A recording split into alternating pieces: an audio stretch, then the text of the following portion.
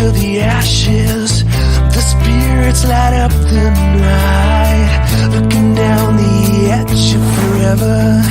So stop me or take my advice. Now, from the Untold Radio Network, it's Untold Radio AM with Doug and Alex Hajicek.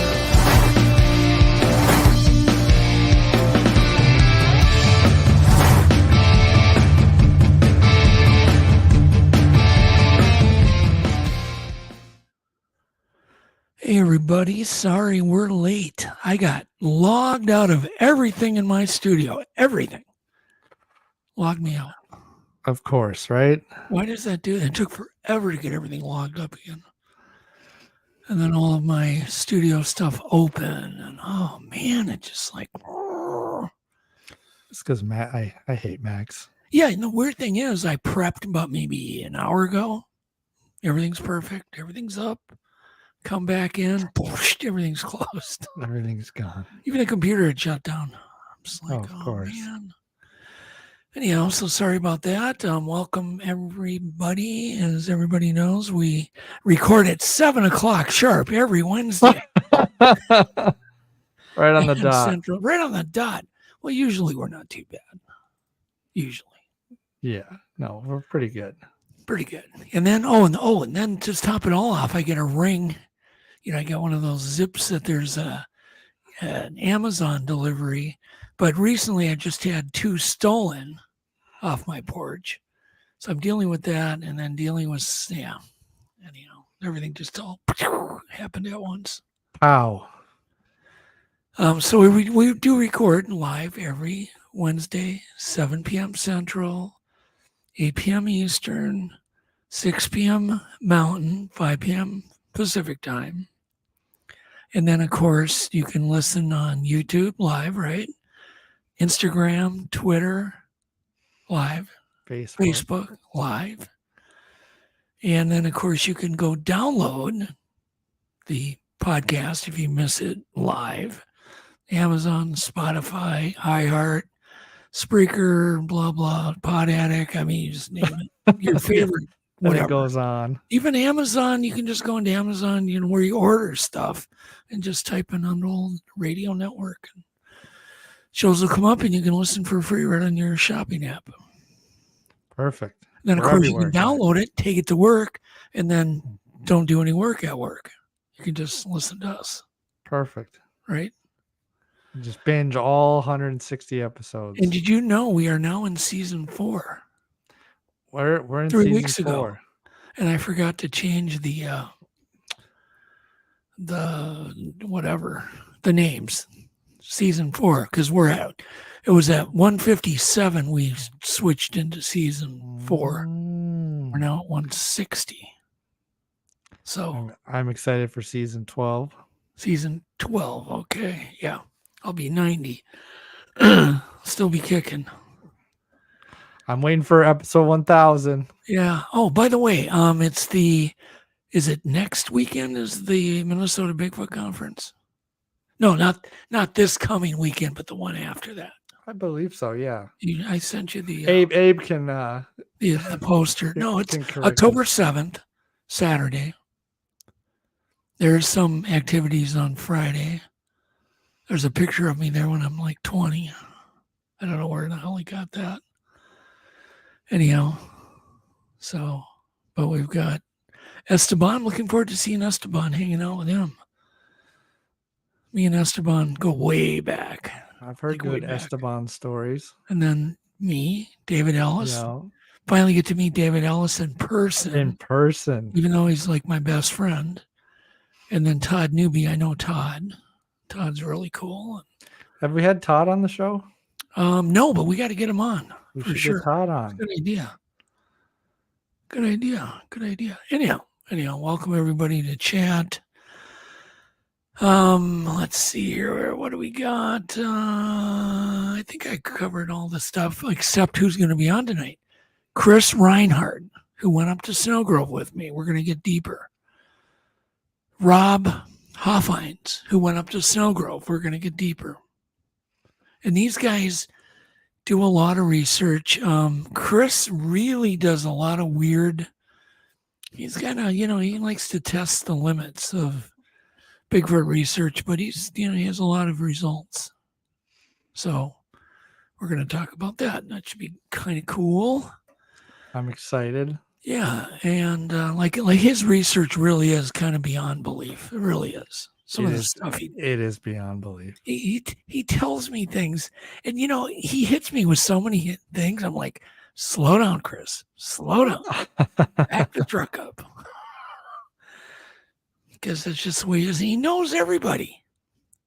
Like, he knows every little thing that's going on. Find something, he knows about it. So anyhow, but I'm looking forward to Chris coming on, and Rob, or Bud, as I call Chris, Bud.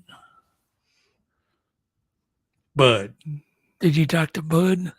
I talked to Bud. I'm excited to get Bud on. Yeah, quite the drawl. Probably we sound like Canadians, though. Yeah, we got an accent. I've heard that before. That who has an accent? That we have an accent. Oh, yeah. So yeah, we do little Norwegian, little whatever. Yeah. But speaking of beyond belief, did you know 328,000 birds were killed in 2013 by those damn giant windmills?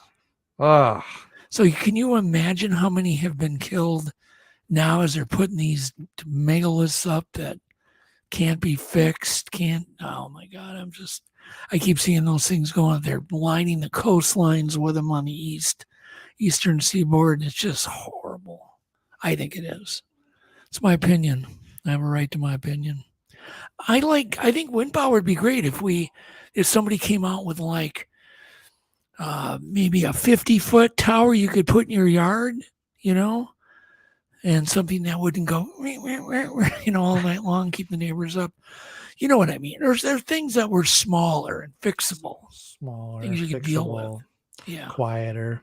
Well, yeah, not this whoosh, whoosh, whoosh. Those other things do. Noise pollution. But I was just looking at the stats on that. I mean, there's probably 3 million birds killed every year by those things. It's not good. No. There's got to be stats on this. Somebody's got to come up with something better, smaller, more efficient.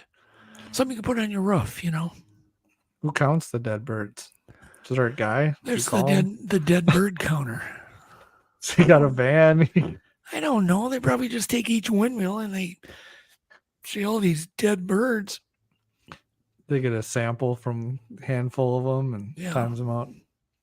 I don't know. Who knows? And is there anything left of those birds? And speaking of birds, I saw a video. I don't want to play it, but I saw a video where magpies have been seen putting out forest fires. Fascinating. Really? Yeah. That's incredible. Super fascinating. If they're small enough, they'll all flock together and start stamping out the fire. So that means probably ravens do it. It's been filmed magpies doing it, but ravens have probably been doing it for years. Lightning, starts a fire, God knows what, piece of, soap or soda bottle glass. Soda bottle. Bud knows what soda is. And let's see here. But I just thought that was super interesting. And there's really not much in the news, except I really would like to talk a little bit about our Food for Thought series that we've started posting. Right? We've got 4 of them up now. Yeah, we do. And I've got 10 about done. 10 more. 10 in the can. In the can. Yeah. Well, they're not done. I'm still editing them, but they're close. They're close. Script is done. Voiceovers recorded. The backbone's done. I got more to do. But I'll try to maybe get another one done tonight and just keep plugging away. That's awesome. These have nothing to do with Legend Meet Science. They're just little brain dumps. They're just bonus. Mini Doug brain dumps. Yeah. And they're not complete brain dumps. They're just partial brain dumps. Never stop dumping. No, because I'm trying to keep them at under 4 minutes, 3.5, So 3 minutes, 28 seconds. So they're digestible. Yeah. So once I run out of that time, I got to stop. Even though I want to put more in there, and I'm You got tempted more to. detail, yeah. But we're trying to attract the younger crowd. The goldfish crowd. gold, is that what you call them? The goldfish. What does that mean? They don't have an attention span. Oh, I'm a gold. That's mean. Well, you're not going to attract them by insulting them. I'm just kidding. I didn't say that. I didn't say that. It's a joke. Okay. And then tonight I thought for fun, even after, once we get going with Chris and Bud, we'll do a little trivia with these guys. Oh, to see if Alex can beat Bud and Chris. No. We need Bud and Chris trivia. No. This is good. I already have like 100 questions. I have 100 questions written up for you guys. But I'll just start. Let's warm you up, Alex. Okay. So I want to ask you this. No, I want you. Okay. So if you're in a car race, right? And you pass the guy in second, what place are you in? Pass the guy in second. You're second place. Yeah. What place are you in? You're in second. Good man. Most people would say you're in first place. Yep. You're just in second. Good God. I'm happy. I'm proud. He raised me right. Yeah. So do you know what temp water boils at? Everybody should know that. Isn't it like 212 degrees Fahrenheit? Was that a Google? No. Did you Google?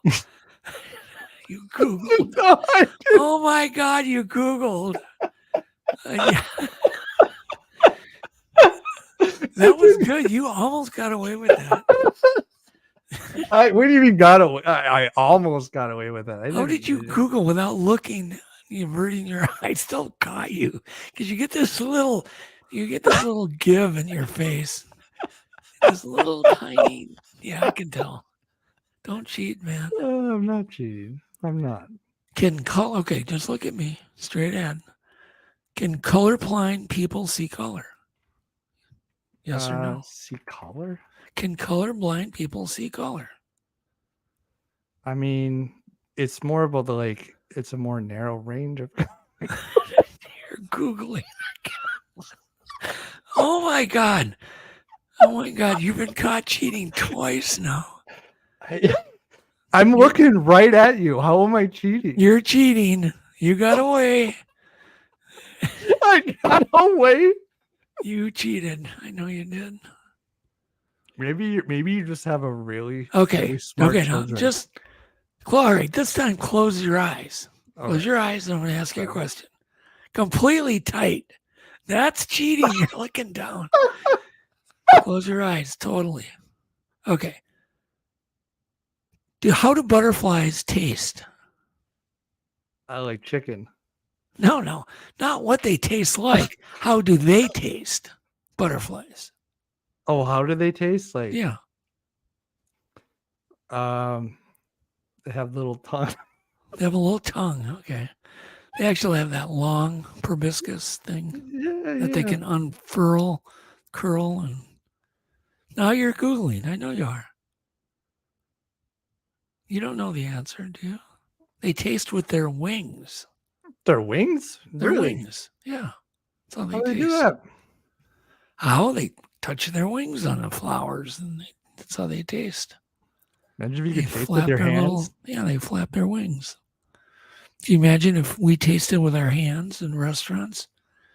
Just plop your hand on some dude's steak. Like, oh, that tastes good. Man, hugs could get really weird. All right, let's get to my clips quick. And then we'll bring Chris on. And then shortly after we bring Chris, we'll bring Bud on. All right, here we go.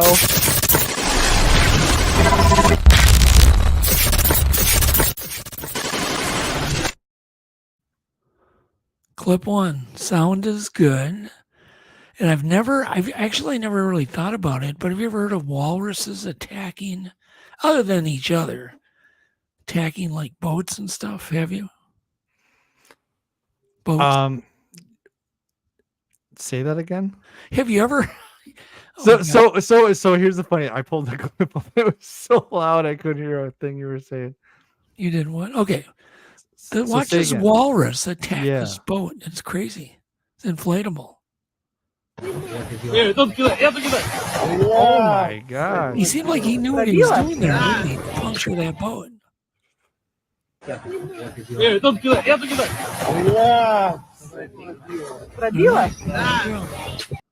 you imagine if that was That a must have been lifeboat? that must have been from northern Minnesota. That clip, huh?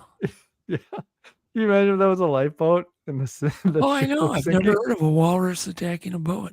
You think you're all good and he pops the thing?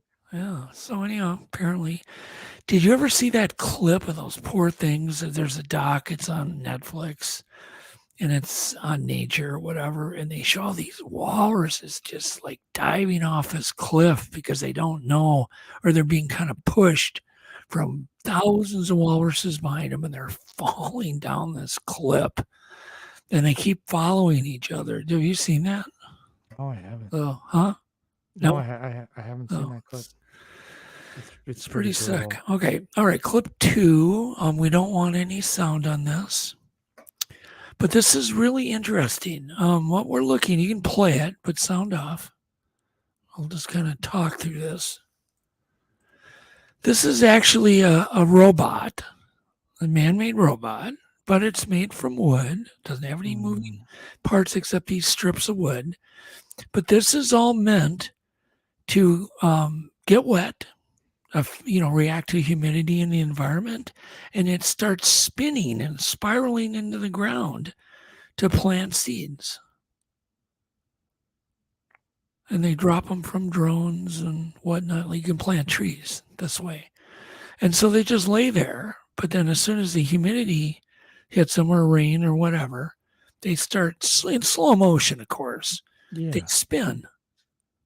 And so it spreads everything. Yeah, and it's called a hygromorph. Hygromorph. And they got the idea from the seeds from this other plant called it's a weird name. I can't think. It's called an erodium plant that have seeds similar to this. So what they did is perfected the erodium. And apparently they have almost 100% seed plantage. Is that a word? Plantage? I Seed imagine germination Yeah. with these hygromorphs. Isn't that cool? That's super ingenious. They're biodegradable. So yeah. So Yeah. there's nothing left to them once they. Yep, I'll get a bunch and I'll sprinkle them in your yard and we'll plant. What would you like? Black spruce. How about dandelion spores?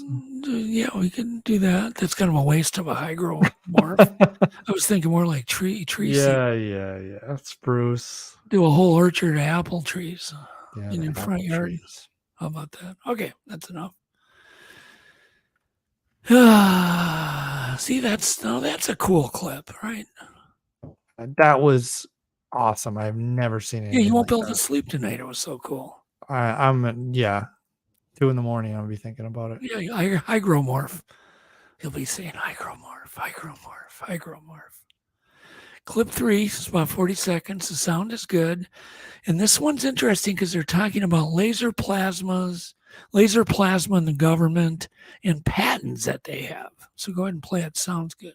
Hitting UFOs unintentionally, and that is likely why there are increasing sightings. Right, for at least the past 2 decades, the U.S. Navy has been researching laser plasma, and 3 years ago, they patented the technology. It's supposed to protect stealth aircraft by using bursts of laser plasma to create or project mid-air images. Those images meant to trick incoming missiles into hitting the hologram. And these holograms, for lack of a better term, can be picked up in several wavelengths, including infrared, and can appear as real objects in them. Reportedly, this technology has also been used to create laser plasma balls that can transmit human speech, whatever the fuck that means. And perhaps the Pentagon changing the term from UFO, unidentified flying object, to UAP, unidentified aerial phenomena, is further evidence of this. Or the government is paying me to trick you into thinking that aliens are not real. One of the two. Call it a stand.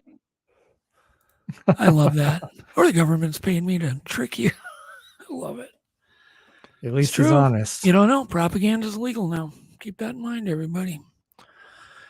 Okay. I have no comment on that, by the way. Clip 4, but don't play it. Have you ever heard of a doomsday vault? Don't. I'm not playing it. Well, you're putting it up. Don't. They're just a guy. They're Yeah, just a guy. Okay. Have you ever heard of a doomsday vault? No, I haven't. Are you talking about Okay.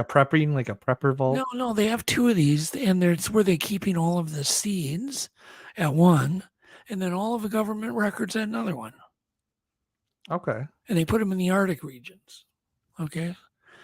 So anyhow, let this guy talk.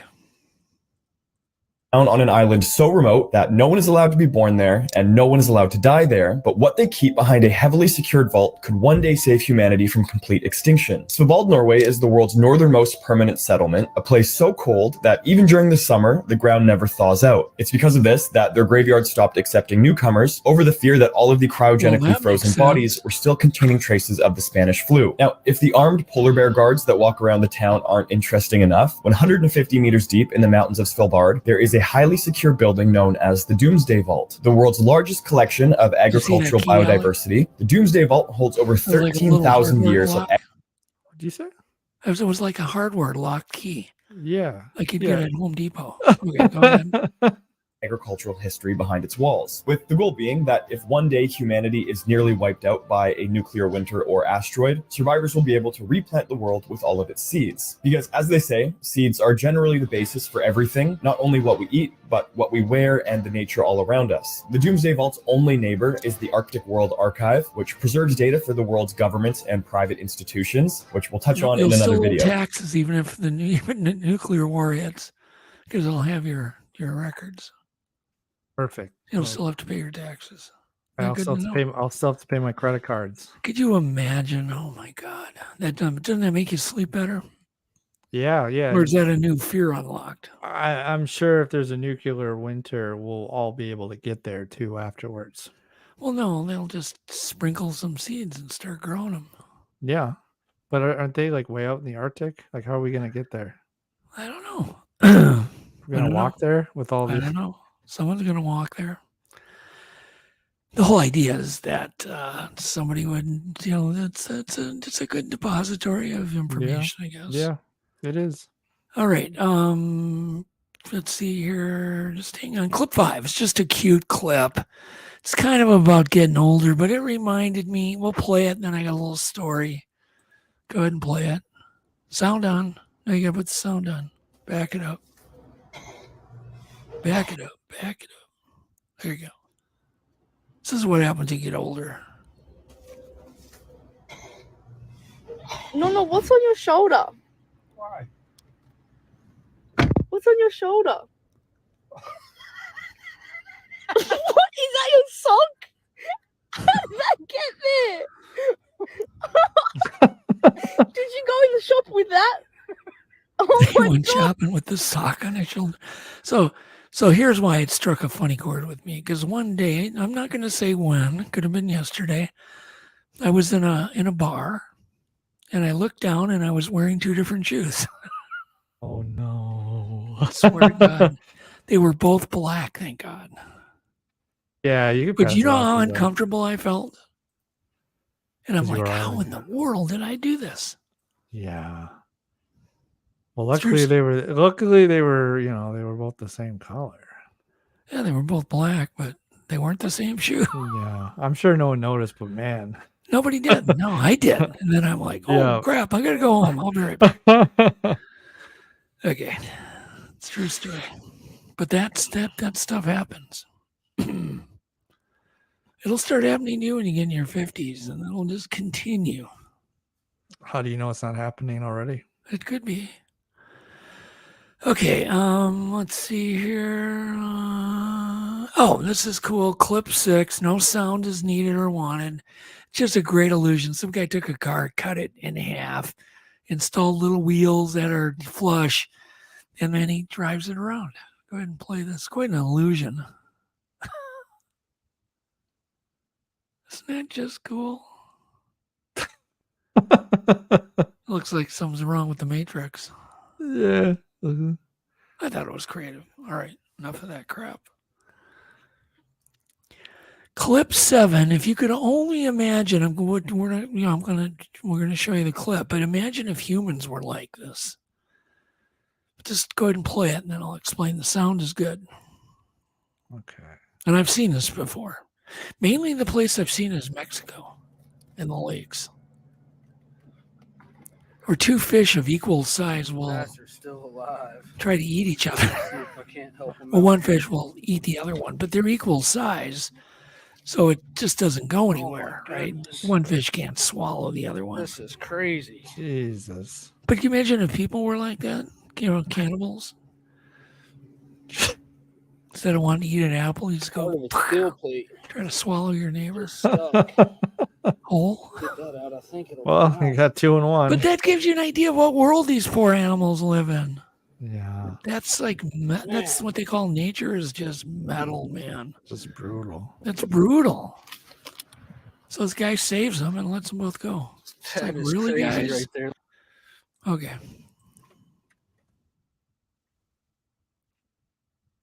Go after the smaller guy. No comments?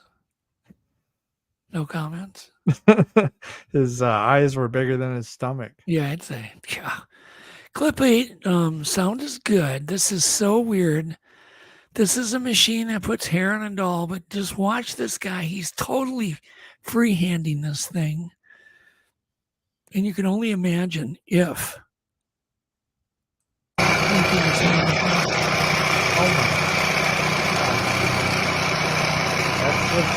One mistake. Isn't that amazing?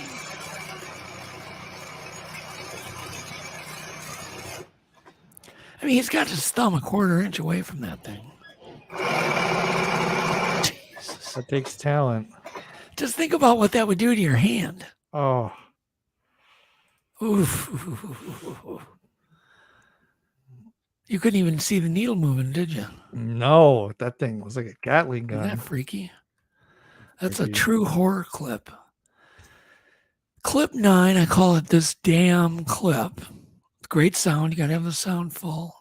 It's nature's elephant toothpaste. Have you ever heard of elephant toothpaste? No, I haven't. You don't know what well, after the show, look up elephant toothpaste. But this is when they open the gates of this dam that the gates have been closed to clean it out. Go ahead and watch. Nature's elephant toothpaste. This is after years of being closed. Just watch. Oh, it just gets better and better.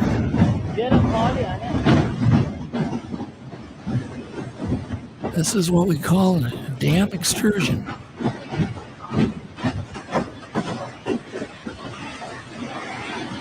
Jesus.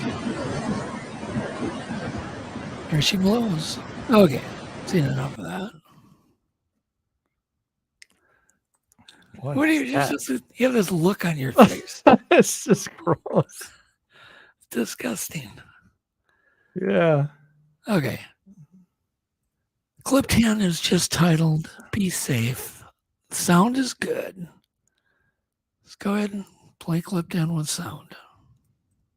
In Florida, we need to be really careful about our surroundings because the water looks like nothing. And then out of nowhere, yeah, a gator can just jump out at you. Be safe. In Florida, we need to be really careful about our surroundings because the water no looks like trace of nothing. Poor gator. And then out of nowhere, Could you imagine? Okay, that's it. Let's get Chris on.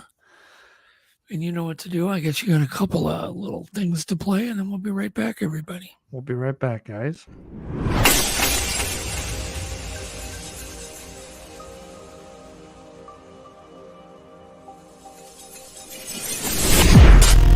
Hello once again to everybody out there in Untold Radio Land. This is Brendan Brown, host of the fastest 30 minutes in the cryptid world, This Week in Bigfoot. Here's what we got coming up on this Friday's show. Will artificial intelligence prove to be the Rosetta Stone to the rest of the animal kingdom and help solve the Bigfoot question? We'll discuss why this isn't that far-fetched of an idea. Mike Lucci has a pair of primate studies for us to take a look at. Snowwalker plays God with mammoths in a brand new 2 Minutes With, and strange disappearances in Bigfoot in the Alaskan Triangle. These stories and a whole lot more this Friday night at 8:15 on the next This Week in Bigfoot, only on CARC Universal. Be there.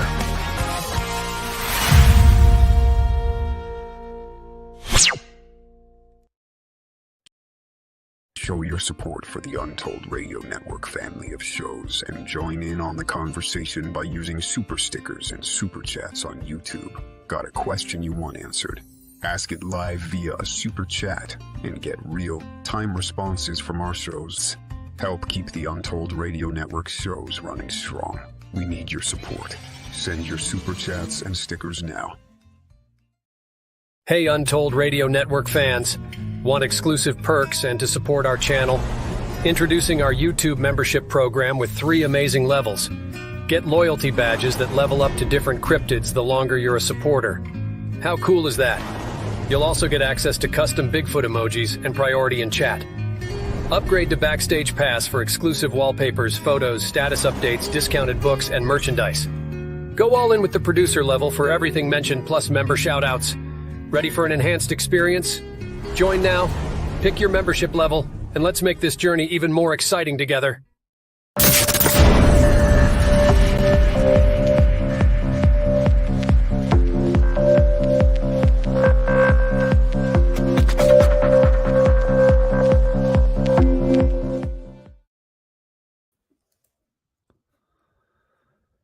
Did you read Texas Jack and John Ayers? I made a Taco Bell comment. So witty after the damn elephant toothpaste. Oh no. Oh, I know where they're going with this. Guys are too witty. Love it. Love it. John Ayers. And then we have Chris, I hope, in the back room, and I'm going to go and introduce him first. So Chris leads Discover Sasquatch. Not Discovery Sasquatch, Discover Sasquatch.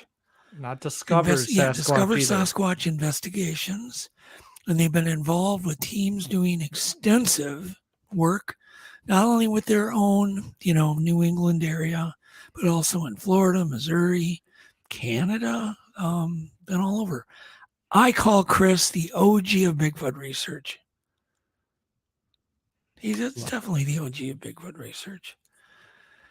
He knows all, right, as I mentioned earlier, that he's got basically all the Bigfoot tentacles going everywhere.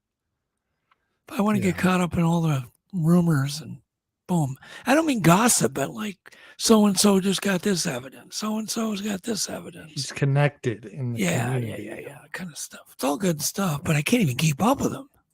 I mean, I can't keep up.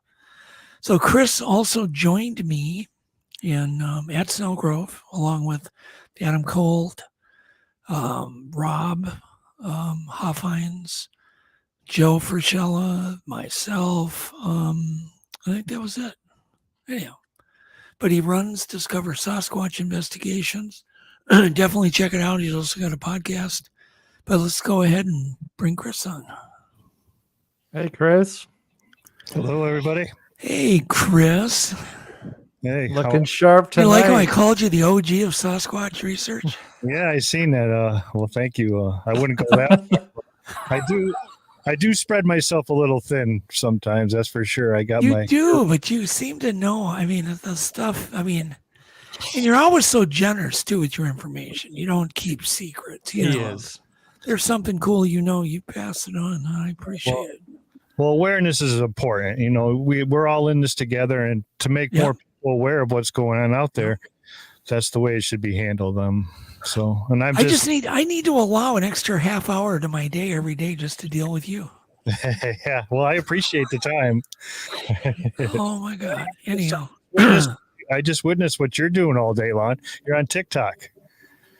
Looking up videos for TikTok for your. Oh, that doesn't take me long. Nah, I have my little tricks. Yeah, no, I'm joking. Pleasure to be here. Thank you. I was on a couple weeks ago, and now I got to be, a little bit solo here. And thank you for having me. I appreciate it. Yeah, we had you on with about 20 people, didn't we? Yeah. Yep. But, now it's just you, me, and Doug. Yeah, it's just us. So let's, instead of getting into how you got interested in all that, people can find that other places. I want to hear about current stuff. We're going to talk about current stuff that doesn't get covered. And let's talk about our drive.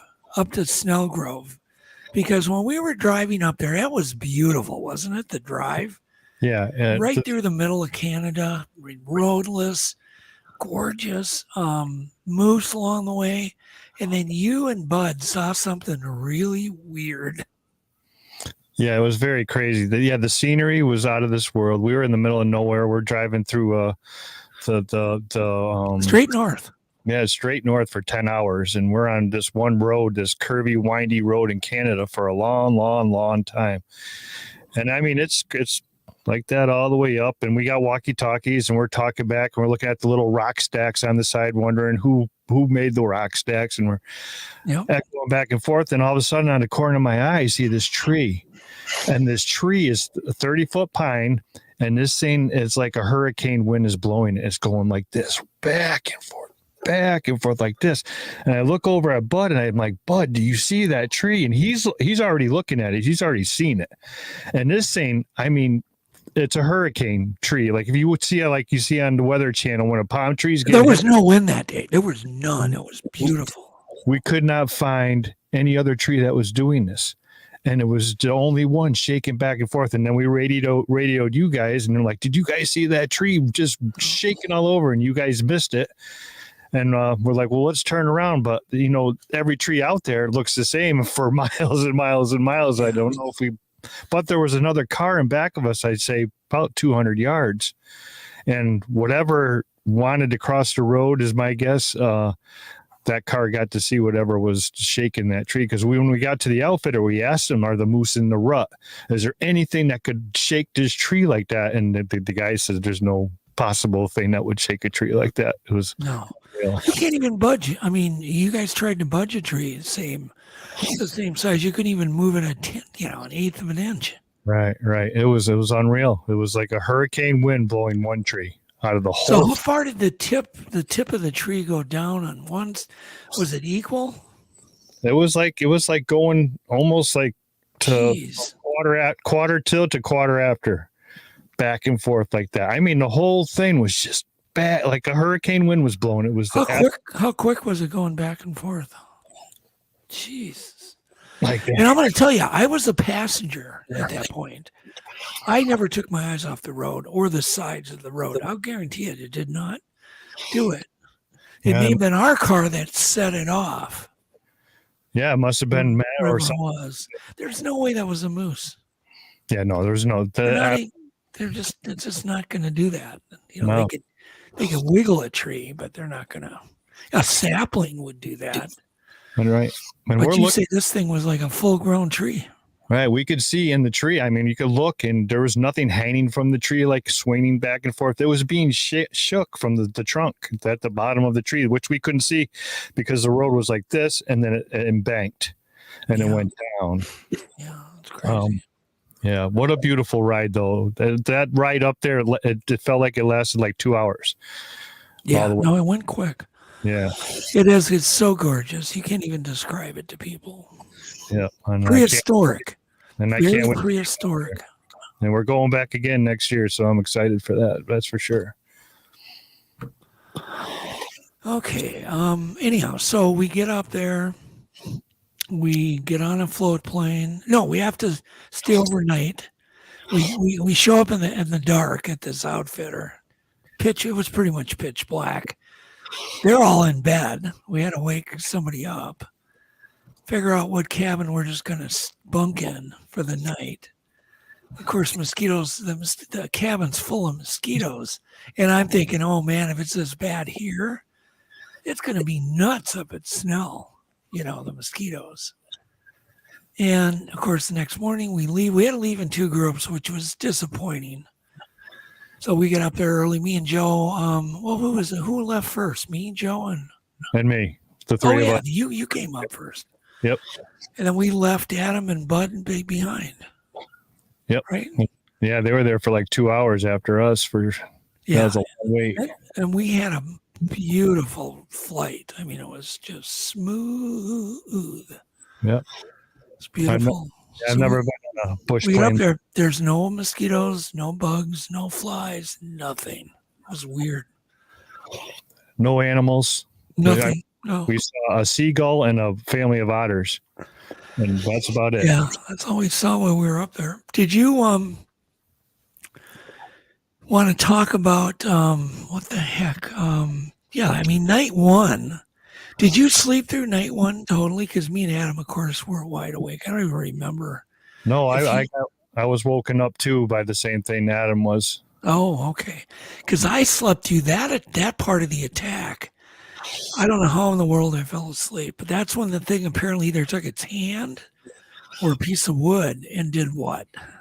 And I now think, after I thought about it for a little time, we discussed this a couple of days ago, I think it took its hand and it hit the rafters with its hand. It didn't use a piece of wood. It just went right, just walking by the back of the cabin and just whacked it with its hand. So we're talking 10-footer, 11-footer, easy to reach the top of that roof, It shook. I was in the bedrooms on the cabin. There's 3 and 3 on each side. You guys were on this side, which it happened on, and I was all the way 3 across. bunks and 3 bunks. I was all the way on the other side of the cabin with my back up against the wall, and it woke me up from the shaking, my back from the shake on the house, and I heard it. And then Adam comes in the house. He's like, "Did you guys hear that? Did you guys hear that?" He's Well, he didn't come in the cabin. He came into your room. Right. Yeah, he came into our room. He's like, "Yeah," and I'm like, "Yeah, I felt it. I heard it." So, and that one I didn't hear, which is weird because I'm the one that first heard the activity going on, which was insane. I mean, they were slapping the side of the cabin, walking on the porch, kicking stuff on the porch, or slapping it. I could hear them. I could feel the ground shaking as they were walking, slapping Adam's side, slapping my side, and even the underneath, because the left side of the cabin's up on stilts. And one of them went underneath the cabin and went whack underneath which was really freaky. Yeah, it was pretty wild experience. And people don't realize that there's nothing out there. There is no other person for miles. We have 500 square miles for 5 people. Yeah. There's no roads. There's no nothing. The only way out is that airplane. You are not hiking out of there. You're not swimming out of there. You're not nothing out of there. Yeah. So. There's no, what are your choices? A moose, a seagull, otter. I mean, an otter's not going to slap the roof of that cabin. Yeah, no. And we, and people go, well, maybe it was a bear. Well, we purposely left some grease drippings with flour on it out on the grill. Yep. Never was touched. It was, really, there's no way a bear would not have licked that off. Well, a bear would have torn up everything looking for stuff after he ate whatever was on the porch. It was on the floor of the porch. It was on the grill. It would have had a field day. It would have knocked over that grill. Yeah. There was no signs of a bear there the whole week. Not one. No. Yeah, and when I heard him, I remember waking Adam up when I heard him either slap a plastic bucket. I could hear that distinct, plastic bucket. I could hear the handle kind of vibrate. It was kind of a boom. And then I heard him jump on top of the deck or jump off it. And we had cameras hidden under the porch. And of course, they record audio. And of course, you can hear all their crazy activity out there. It's quite spectacular. But I was, really expecting no activity, Chris. None. Like zero.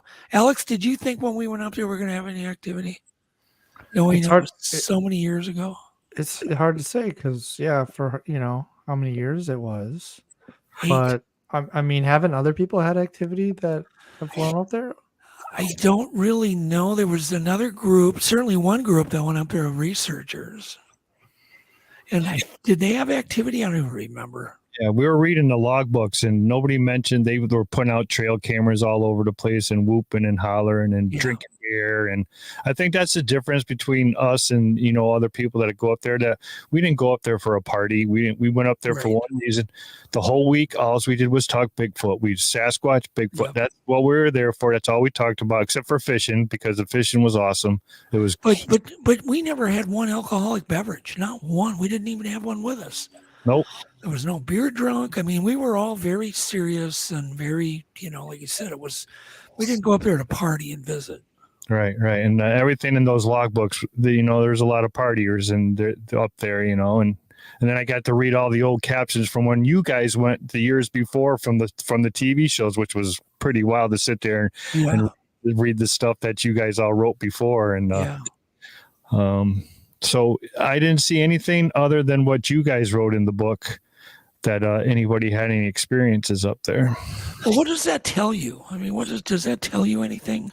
Well, I'm curious how you interpret that. I know how I do, but how do you interpret that? You know how I think, and I mean, again, this is only my opinion. I'm not 100% know everything, but I think that certain people are meant to interact with these guys. I think at some point in your investigations or some point in your life, at a young age, they'll come, and that's what I think, and I can't prove it, but I have been, like you were saying earlier, and I'm not bragging. This is not bragging. This is just telling you all, where I've been and what I've done. I've been to New York. I've been to Massachusetts. I've been to Missouri. I've been to Colorado. I've been to Canada now, and every single location that I've been to, I have had interaction with what I believe is a Sasquatch. I have tons of audio. I just went out here last Sunday. Every time I go to my areas here, we have action. I have recordings I could share with you guys tonight. I loaded up of rock throws that happen, and I'm getting voices. And I know it sounds very strange, but this is what we're picking up. But I really think that certain people are meant to interact with these guys, and that's how I feel about it. Yeah. I even told Doug before we went on the trip, he's like, "Oh, I don't think, you don't be so sure that things are going to happen. Nothing might not, and I'm like, I'm telling you right now, it's going to go down." And it went down. Like I said, that was the same with Chris Connor down in Florida when we went to the Green Swamp. He said the same thing. Well, you're coming down. I can't guarantee. I said, I'm telling you, something's going to go down. And we got down to the Green Swamp, and we had interactions down there also. So that's just the way I feel. I can't prove it. I don't know how everybody else feels. But again, I'm not telling you this is fact. Well, I did find it interesting, and I don't go there for eight years. And the last time we were there, we had activity. We get up there, and we have activity on night one. That's insane. Right. And it got crazier and crazier as the week went along, except for the one night when we had the big storm. Terrible rain. Yeah, that was a rainstorm. I was listening to the audio of that rainstorm. We had hail and everything. It was crazy. And then the last day, then you guys had to split because you had your conference going on a day early, and then we were splitting, and then we had the thunder knock, and that just look at my hair. Look at the hair on my arm just went straight up. That was an experience that I've never ever thought I would ever experience. I was hit by recoil off of this sound. It hit my chest. Boom, boom, boom, boom, like waves on the ocean. Like if you were standing in the ocean up to your chest. Start from the beginning, Chris, that morning, and Adam went out, and I think it started with Adam hearing things hitting the outhouse, correct? Right. Yeah. So Rob, Bud, BF Bud, everybody, he's got like 20 names. He got up early in the morning and he's collecting the cameras. They went full out the last night we were there. They tried everything they possibly wanted to try, and Bud got up first and he's out collecting the cameras, and he goes out around the back of the house and he catches 2 knocks. He's got his GoPro. I mean, we've already talked about this, right? I don't know if this is no, it's fine. No, it's fine. All right. So I think we talked about this on the last show. He went around, he captured 2 knocks, and he went back, and there was a camera out behind the outhouse. The outhouse was a thing the whole week. It was actually a target a few times, you know. Because they were opening, we recorded them opening the door on the outhouse. And the crazy part about the outhouse is it latches. It's a turn latch, and then you have to lift it up over the board, porch to open the door. They were just unlatching and just ripping it open, and then you could hear the scrape, and then you hear the and they were opening the outhouse door. So he goes out, he collects the camera, he comes back in, and I don't know if it was Adam or Rob Bud. He'll probably be able to tell better when he comes on. Something starts hitting the outhouse with pine cones. Ting, ting, and whoever's on the porch calls the other one out. It's either Bud or Adam. There's one of the two are experiencing this, and they call each other out. And I'm inside, I'm making coffee. And the pine cones just keep on coming, and they're coming at the outhouse or hitting the outhouse or coming over the house. And I guess the little pine tree next to the outhouse starts shaking like this, shaking violently. And then that stops, and then I come out, and I got coffee. Now all three of us are sitting on the back porch with cups of coffee. And these pine cones are coming in from the woods, hitting the outhouse, it's actually comical, over the outhouse. And we're sitting there, we're watching the whole thing. So the funny part is all of a sudden I'm looking everywhere, and there's no other animals around. This goes on for 10 minutes, and then all of a sudden this squirrel appears up in the tree and starts doing the stranger danger chirp. You know how they go pine cones on whatever's throwing pine cones at us from up above the tree. So now he's dropping them down. They're coming in at us straight, and it's the funniest thing I've ever seen. And we're talking about, we're like, the squirrel is actually dive bombing whatever's throwing those pine cones at us, and he's chirping like get out of here. He's chirping at him. So I take the GoPro. I said, give me the GoPro. I'm going. I take the GoPro. I go down the there's like a wooden deck that goes to the outhouse. So I'm going down the wooden deck. I get to the outhouse. All of a sudden, boom! I get hit by a pine cone. I turn around. Right, stop right there. Stop right there. You get hit by a pine cone. All right, Adam, Adam, Alex, do me a favor. One, we're going to bring Bud on now. Two, I want you to Google up, does anything eat green black spruce pine cones? Are they edible? Are they nutritious? I'm just curious. Black spruce, green pine cones. Right. Now these were heavy. These weren't even dried out yet. These were green, kind of green and hard, right? Yep. Anyhow, can we bring his Bud in the background? Yeah. Hey, Bud. Hey, Doug. How you doing? Hey, Alex, Bud. Chris? Hey, Bud. Long time. Good to have you here. Good to see you. We had a great time, and you were a joy to have around. Me and Bud cleaned all the fish. Yeah. He helped me, and we just had a great time. Yeah, and one of the things I do want to thank you for your military service, Rob. You're welcome. Appreciate it. And certainly you were probably one of the most polite, hardworking people I've ever met. You can thank my grandparents for that. Yeah. Anyhow, I just wanted to say that to everybody. But we did have a great time. Okay, so Chris, and you can chime in now anytime and correct Chris. But you get hit with a pine cone, Chris. Keep going. I immediately turn around because I'm not going to go find out what's throwing these pine cones. And I bring the GoPro back to the deck, and I believe I gave it back to you, right, Bud? The GoPro camera. Yeah. And I don't know how much longer we stayed and watched it. It went on for probably another 10 minutes. Oh yeah, at least.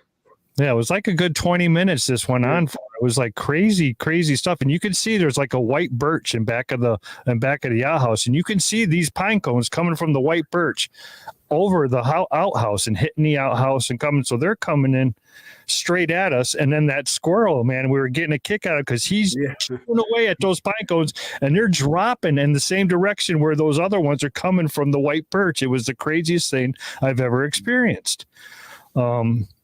And then we watched that for a while, and then we had to clean the cabin because it was our last day, and we mopped everything and we packed all up. And then we put all our stuff on the dock, right, Bud? And that's how, we took our stuff down to the dock waiting on the plane. Well, when did the pine cones stop being thrown? I think we gave up on the pine cones, actually. I think we just turned around because it was just crazy. It wasn't stopping. Not many people would have done that, but we filmed it. We got it. We got it on GoPro. I mean, we filmed the whole thing. Yeah, so this will all be in Legend Signs too. Yeah. Right. So then I can't really remember if it stopped or we just went because the plane was coming. So we got all our stuff packed. We got it on the dock, and then Adam goes, Chris, do one of your whoops. You got a great whoop, and just do it. I'm like, Adam, I already told you I don't like to do whoops. I don't, when's the next time you're going to get to Snell Grove? So he talks me into doing the whoop. So I do a couple whoops, and then Bud does a yodel. Tell him what kind of yodel you did, Bud, after the whoops. I just done the old little lay hee hoo, and right. As soon as I hit that hoo, it kicked off. Yeah. Have you ever done yodels before in Bigfoot research? No, I just, the plane was about to get there, and I was just having some fun. All right. What do you got Chris to lose? and Adam was making calls, and I just figured I don't know, I was just having some fun and let one rip. All right. Well, why don't you explain the thunder knock after the yodel he who? Explain what you felt and what your experience was, and then I'll go after you. Okay. Well, I was sitting there, and Chris done a whoop or whatever it was. I can't quite remember, but like I said, I was just probably being a smart aleck, and I was like, you know what, I'm going to try it. So I let out that yodel, and as soon as I got to that who part, all of a sudden we heard, that just, you could feel it. It came from across the lake to our right, which was probably, I'm guessing, 100, 125 yards away across the water. And you could still, I've never heard a knock that you could feel. And that really impressed me. And the first thing I did is I looked at Chris and I said, man, that sounded like it was up here, just a wave hit us, but it sounded like it was about 8 foot high. And Chris, I felt that too. And I was like, wow, I've never had that happen before. Right. And the knock, people, it wasn't that little, it was like this. It was like, yeah. Boom, like an explosion. Yeah. It was the craziest thing I've ever experienced. And then it was like standing in the ocean with the waves hitting you off the chest, and it just went boom. It's insane. Yeah, it was the loudest, most solid hit I've ever heard. Was it almost like an explosive going off? Yeah, it's just, solid, just like a home run, perfect hit. It's just perfect. But I've never heard one that loud and that solid before. Babe Ruth. Yeah, exactly. Would it have been louder than a Babe Ruth, smack on a hard ball? Yeah, it would to me. Like I said, it's the loudest one I've ever heard in my life. Jeez. Yeah, even Chris came up with a great name for it. So. Yeah, that's exactly how loud it was. It was like a thunder on the ground. That's how loud. And you actually had to coin a new phrase to describe this. Yeah, that's the only thing I could think of. Thunder knock. And then it happened again after the plane stopped. She got out of the plane and did her due diligence. She's checking the propane tanks and everything. And she has a propane tank, and she picks it up. And as soon as she puts it on the deck at the same moment, like from now and back of the cabin, directly where the pine cone stuff was going on, bam, another knock. I think it got muffled from the cottage because it was right behind the cottage.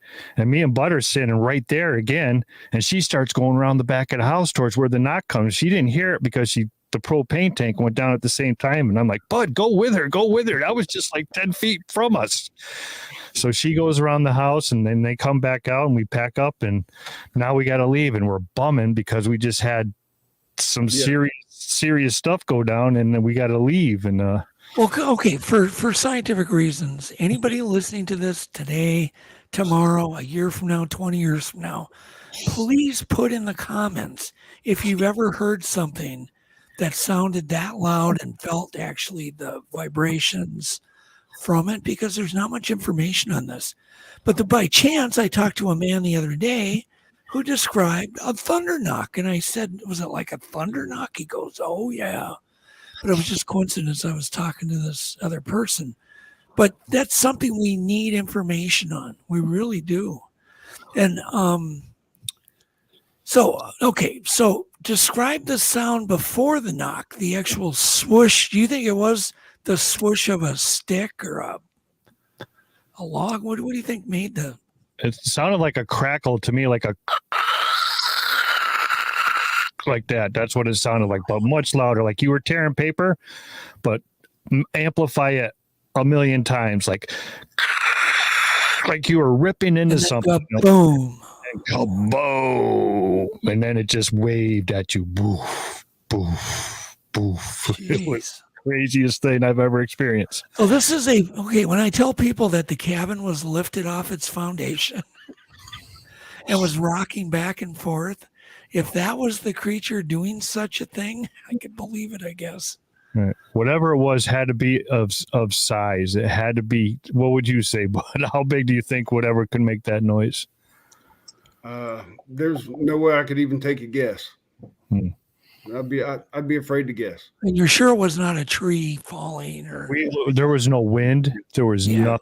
We were looking in the same. It was where we put the fish. Where we put the fish guts. That's exactly where it came from. Oh, okay. Yeah. And we were looking there because that's where I whooped, and that's where then. Oh, okay. So is that where both thunder knocks came from? The fish gut rock? No, the first one came from the fish gut rock, and then the second one came directly in back of the cottage. Oh, I see. Okay. But what's interesting is fish gut rock, which is, what do you think, 100 yards away, 200 yards away?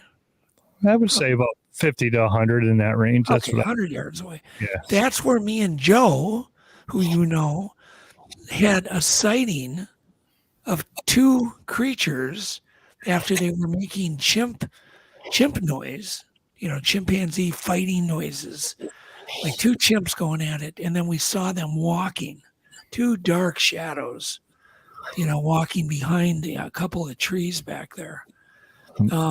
That was quite distinct, but it was in that same area you described the knock coming from. Yeah. Which makes sense because that's where we put the walleye entrails. Right. Because you want it away from the cabin, but yet you want animals to eat it. And generally, they're just swallowed instantly by that huge 20-pound seagull that's there. Right. Yeah.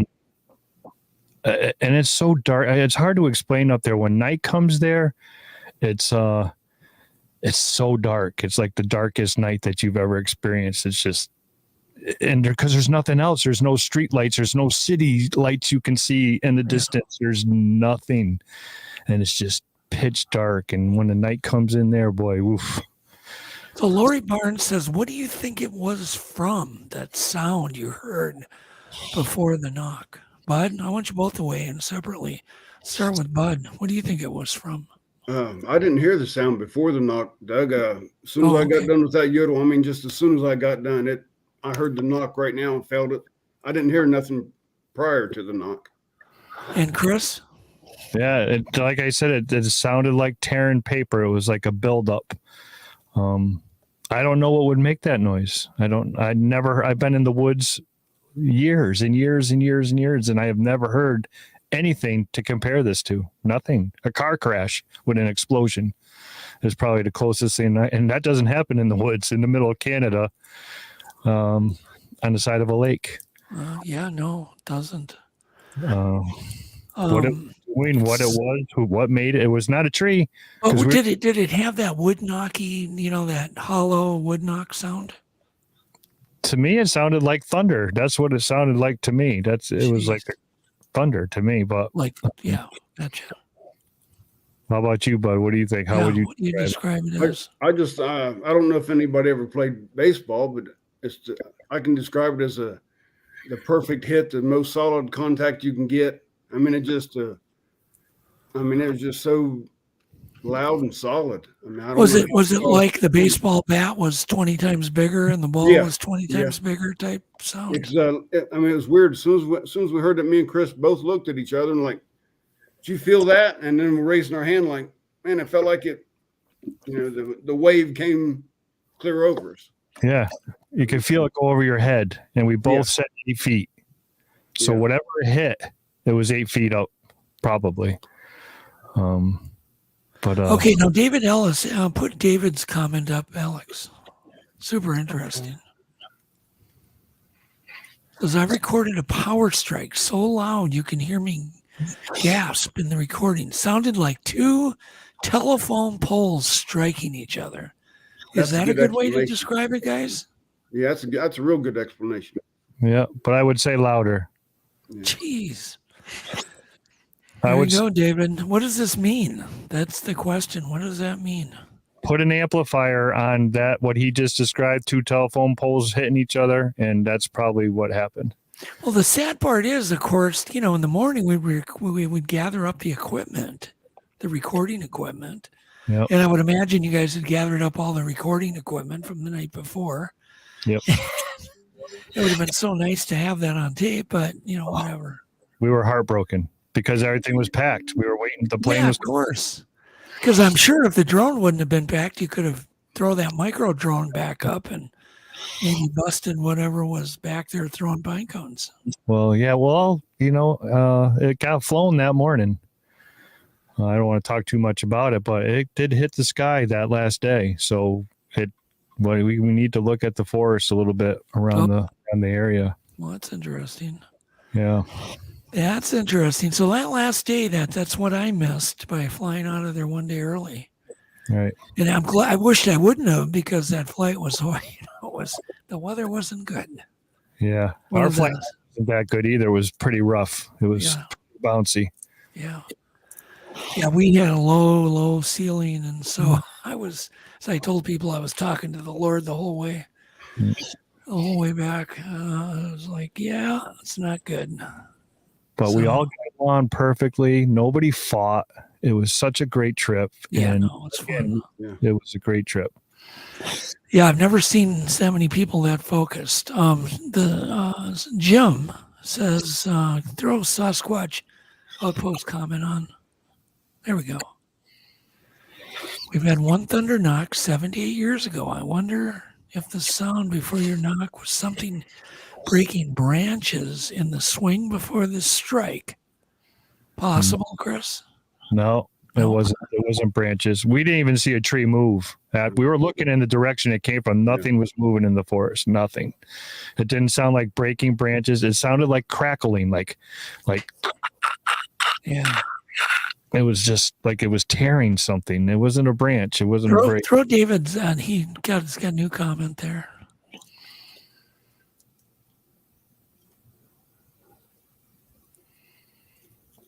Yeah, I think they want. That's what it means. We don't have to be Sherlock Holmes to figure out there's an aggressive nature to the display. Yeah, for sure. Oh yeah, for sure. Power. That was mere power. He was showing who's the boss up there. That's what was going on. Whatever made that noise was letting everything for miles know that he was coming, and please vacate the area. How big do you think that the thing was that made the sound, Chris?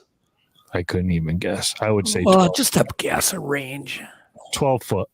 12 really? Foot. Wow. Yeah, one would have a hard time even imagining a creature. But there is a group called 10 Footers Plus, a Facebook group. Everybody should check that out. It's kind of interesting. But that goes with Bergman's law. That the farther you go north, the bigger the animals are to handle winter better. The more body mass deals with cold better. And that would make sense up there. That you would have a 12-footer. Whatever was shaking that tree button I saw had to be too. Yeah. Trees, 30-foot pine trees do not bend over almost in a 90-degree angle back and forth. Like that was basically 1 hour east of Snowgrove where you saw that. Yeah. A little southeast, but it's still in the range. Well, you've coined a new phrase, guys, so now that'll probably live on forever now. Well, it's pretty cool that others have experienced it too. I've never heard of anybody hearing it before, so people that. And so this is important now. This is out, and now we can all talk about it. We could all try and figure out what it was, but I don't know what would have made the noise that we heard. I mean, it's just unreal. How big do you think a creature would have been, Bud, to make the sound that you heard? I'd say at least 10 to 12 feet. Really? So you agree? Chris? Yeah. I mean, as loud as that was, and being able to actually feel like the concussion wave. Yeah. At least 10 foot, Yeah. Well, coming from the south, what was your impression of the whole Snowgrove area, the forest there, and the environment? How different is that from where you come from? Well, there's a lot more water, that's for sure.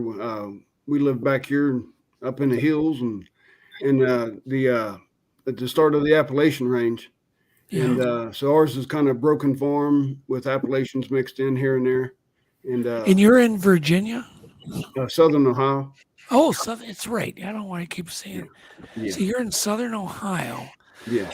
And I would imagine that was the first time you'd been that far north up in Canada. Yeah. Yeah. Yeah, that far north anyway.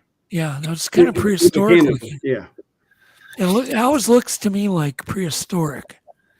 Like you could picture a dinosaur, Kind of a impression I T-Rex, got too, yeah. just walking out of the forest. I know in reference to that knock, though, me and Adam and Chris was talking about it, and we kind of figured that knock was letting everybody know, hey, they're getting ready to leave. It was the best thing we could come up with. So Yeah. Yeah, that could be because Adam said he heard 2 replies come across he from did. the other side of the lake. All right. Yeah, we didn't. There was no fear. Nobody ran. Nobody freaked out. Nobody did nothing. We tried to figure out what the knock was, what happened. Wasn't. If we had it recorded, it would be probably one of the greatest recordings that anybody's ever heard. But we didn't. And If that would have happened at night, it might have been a different story. Right. Yeah, right next to the cabin, something that would have shook the cabin. Yeah, gosh. Yep. Crazy. So, any other Snow Grove stories you want to talk about?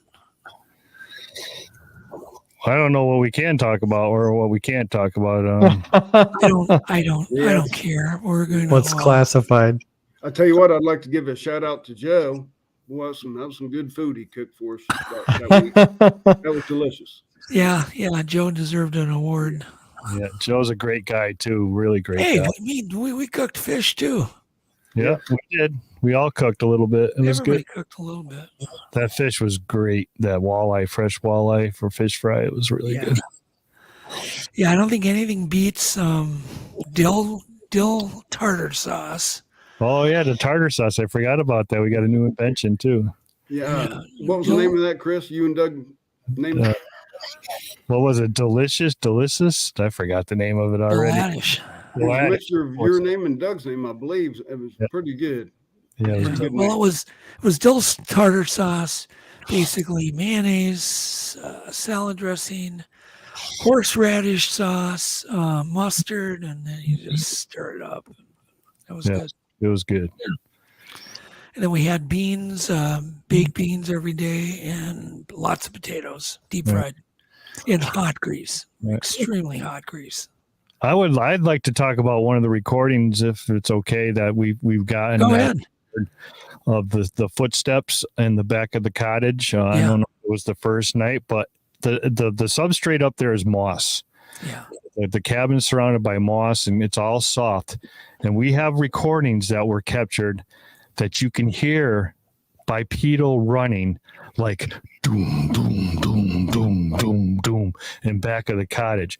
Now that is extreme weight to make that noise. And that moss, it's just we tried to get in the back and we were jumping. We couldn't even imitate it. Whatever that was that ran in back of the cottage that night was big to make those noises. It was unreal. Yeah, the recordings are crystal clear of the running. There's lots and lots of it. Right. And then there was one point where it takes that heavy picnic table, which you can hardly lift. It takes 2 people to even barely move it. Me and Joe tried to move it. We couldn't even lift it to move it. We had to move it an inch at a time. This thing just goes, flying. Recorded that beautiful too. Yeah. We've got lots of record. I'm still listening to them. Right. Still finding them. We could talk about the zap sound or that finger snap sound. That's weird too. Right. Yeah. I found one tape yesterday, and there's at least an hour of it. Some, going like this, and then 2 of them doing it. And then there's like a bigger one and then a smaller one. And Adam reported that too in the morning. And he thought it was like electricity, like a Tesla coil snapping. But I think it sounds like finger snaps to me. I don't know what you think. Have you heard those, Bud? Did you take the No, time? I didn't get to hear him, Doug. Okay, well, I'll get them to you. You got to hear this stuff. It's weird. Okay. And it just goes on. Oh, and you know it's really cool? It goes snap, snap, snap for a long time, and then it's always a big boom on one of the buckets. Yep. So it snaps its fingers or whatever it's doing, and then smacks the bucket. Yeah. Yep. And then it gets quiet for a while, and then it starts doing it again, and then boom on the bucket. Yeah. What do you think it's going? What do you think's going on there with the snaps? That was crazy. I don't know. They could be communicating with each other. Who knows? Because there were two of them clearly doing it. It's just like Adam described, though, too. It was two different ones. There was a little one and then like a bigger hand one. It was like, and he heard them live. He was right. They were right in back of him in the woods when he heard them. So, yeah, we had to dig a little deep in the recordings. Did Scott come up with anything? Has he found any more stuff up in Washington with the recordings, or has he got any more of anything? You're talking about David Ellis. Oh, David Ellis. That's right. Yeah, he's the one I'm sending the recordings to. He's only got a very tiny sampling. We're going to get him all sorts of stuff, which is why I'm logging right now. So, all right, let's talk a little bit about other research you guys are doing. Did you find out anything, Alex? I know some people had comments on the black spruce pine cones. Are they edible? Are they nutritious? Maybe something about, like red squirrels maybe eat them. Okay, so it's a mammal that eats them. Well, we know they drop them. So so you did find something. Yeah. Why are you wrinkly? Why are you like? Well, what were you thinking? Or did you think Well, that? I was curious if they're edible for humans. No, I don't. Can you eat them? Are they nutritious? I didn't see anything about humans being able to eat them. Maybe Didn't say anything about nutrition. Okay. No. All right. So let's talk about. I mean, you had an interesting experience, Chris, and we're going to get to you, Bud. You had a really amazing story you told me about being impacted by something. But Chris, you had something really interesting happen with a coyote part. Oh, the coyote leg? Yeah, let's talk about this because this is insane. All right. So I traded. I had an area that I called Larry's, and I traded with what I believe to be the Sasquatch for 6 years. And like 3 years, 4 years in, I got sick and I had to have surgery. My gallbladder went, and I went into the hospital. I was out for a month at work, but I couldn't make it up to the gifting area. We never went up. We would go weekly, sometimes 2-3 times a week.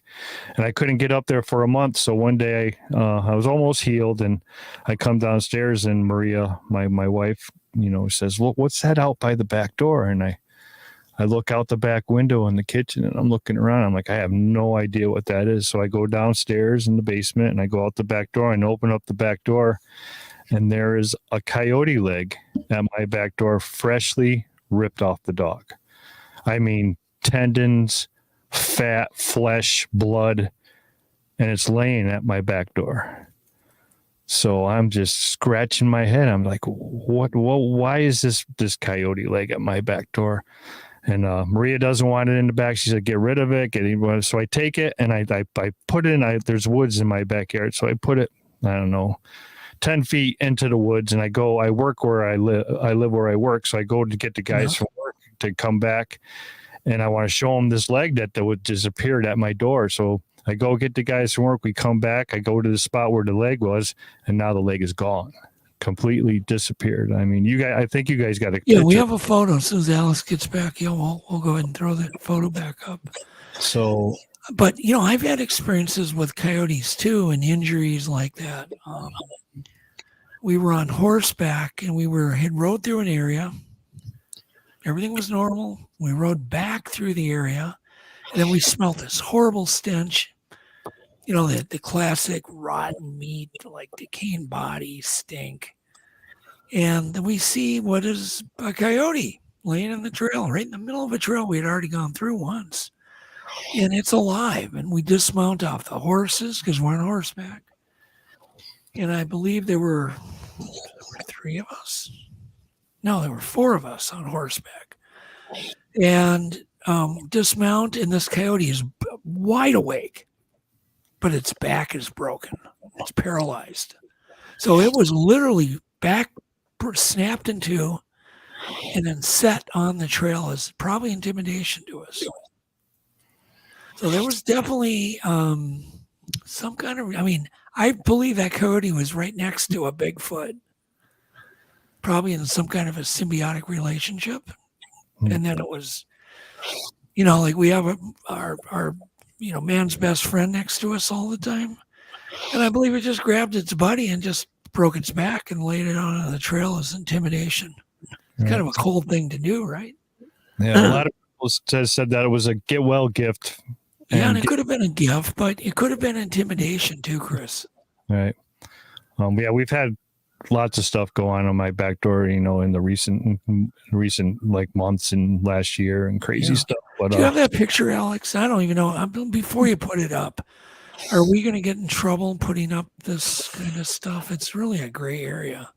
Yeah. Can you quickly blur it? Could you maybe blur it in Adobe? The bad part of it? I don't know. I put it up. I never got it. I could. I worry. We're always worried about that.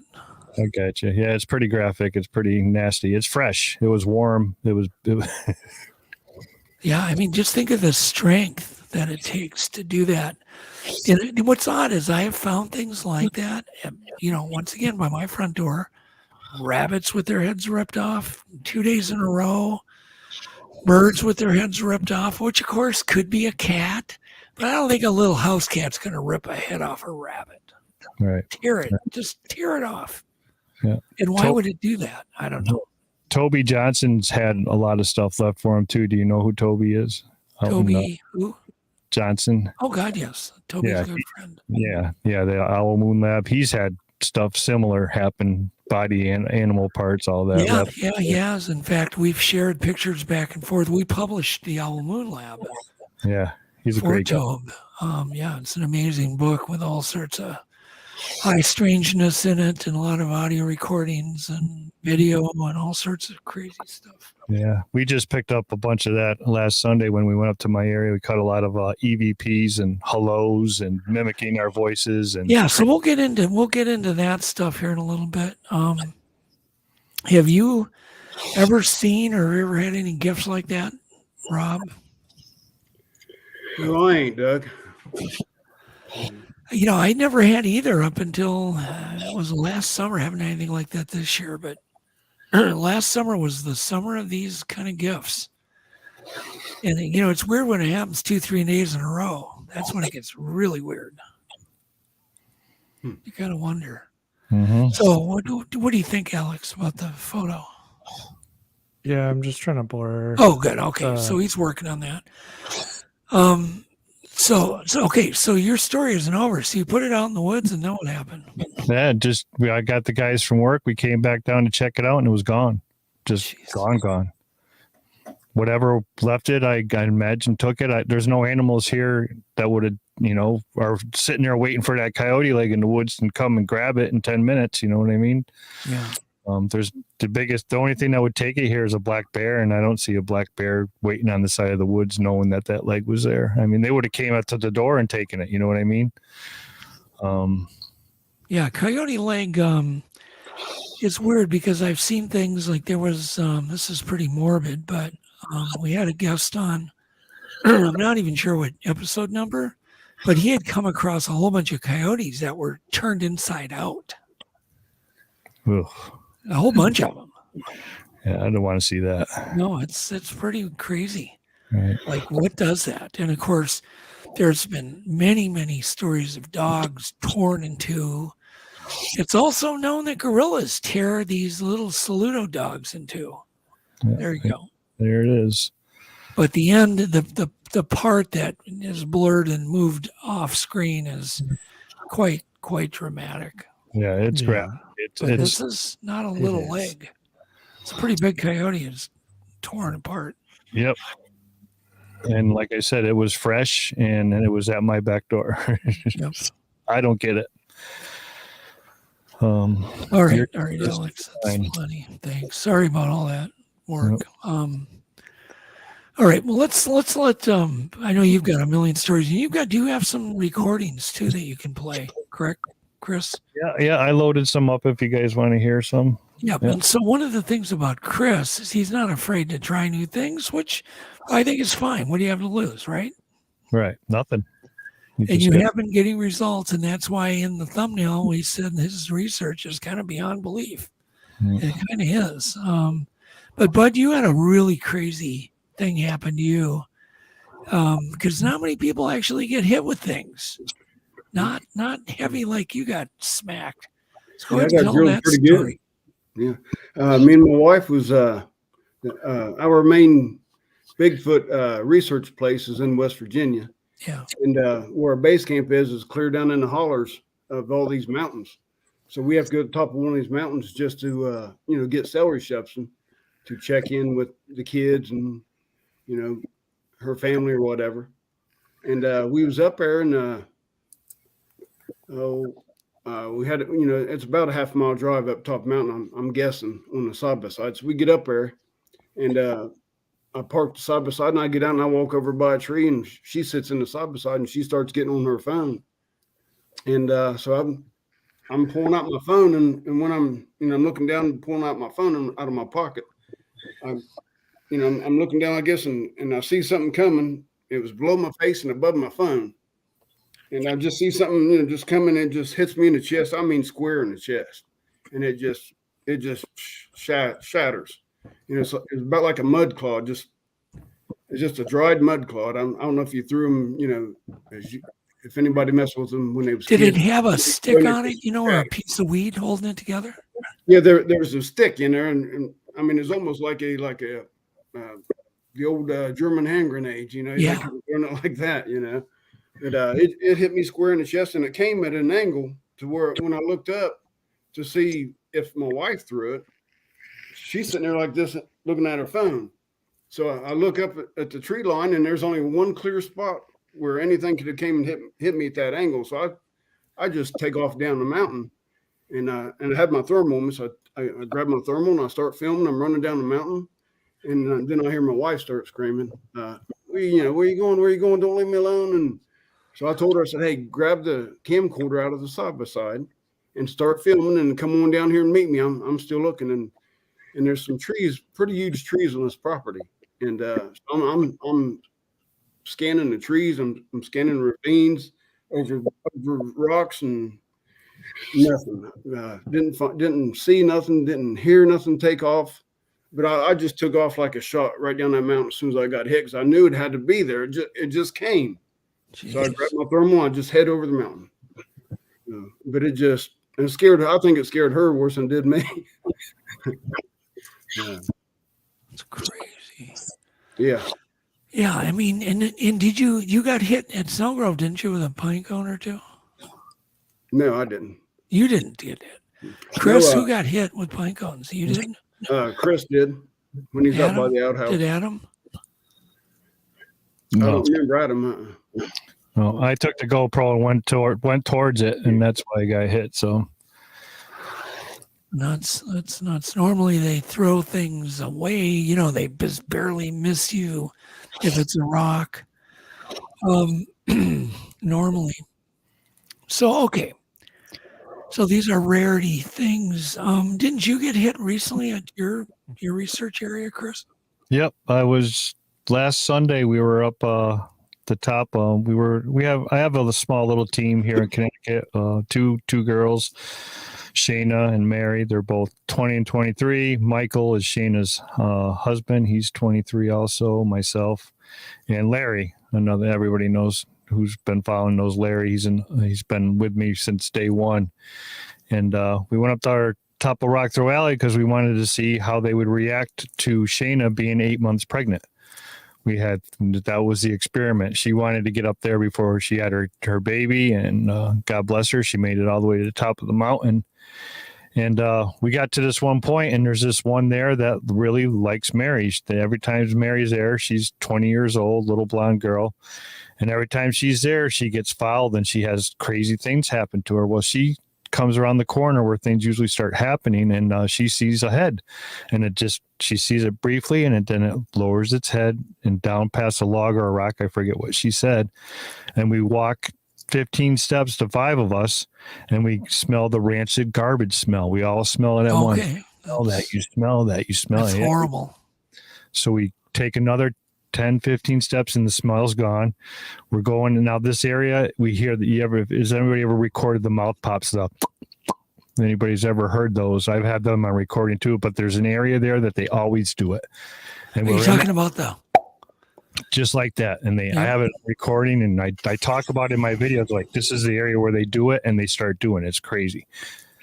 So I'm doing it just to see if I can get them going. So I put on the recorder. This is me making the mouth pops.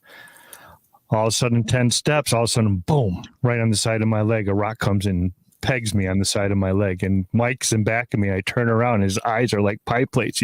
I'm like, did you see that? He's like, I saw the whole thing. I seen it come in out of the woods and boom, right on the side of your leg. And that was the first time they ever hit me up there. And I mean, Rock Throw Alley, that's how it got its name. That was the first thing that happened to us up there, was something threw rocks at us. So that's how it got its name. And how big of a rock hit you? I would say it was probably the size of a quarter. And where did it hit you? What part of your body again? My boot. So probably about, I don't know, 8 inches up my leg. Okay. So I think it was a misfire. I don't think he meant to hit. It meant to hit me, but it hit me. Were you walking when you got hit, or just? Yeah, I was moving. We were moving right through that area. Yeah, it could have been. It probably was an accident. Generally, they don't hit you, but I could see pine cones because they probably know they're just lobbing them. They're not going to hurt anything. Right. But yeah, Mike's seen the whole thing, and it's a crazy area up there. And now every time that we have Sasquatch, we believe Sasquatch activity, we're picking up voices. We're picking up EVPs.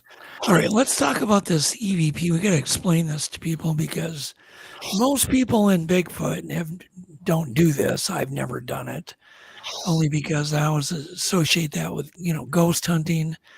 I don't even necessarily know how it's done. Do you have the recorder running, or is it off when you record an EVP? We're just recording. I mean, the recorders are picking up themselves. We're not trying to catch these voices; they're just happening. Okay. We always have one. We have 2 of them going, front and back. Okay. Back. So we catch whatever's in the front. But they're on and they're rolling. And they're rolling all the time. And that's where we're picking them up. Like when we got to the top of the mountain, I got a recording here with the rock. You'll hear the rock throw. The rock throw comes in. You hear it go over my head. I go there here. 5 seconds later, another voice comes up and they go, they're here. Just like that. They mimic your voice. So what's mimicking? Something you want to play of an EVP? Yeah, I could play it. Here we go. You ready?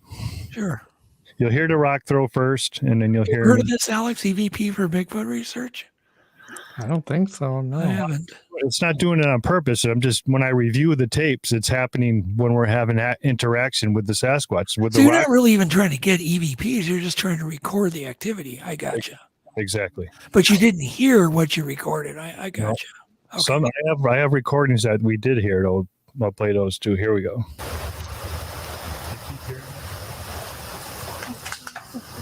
I heard the rock. Yeah, they're here.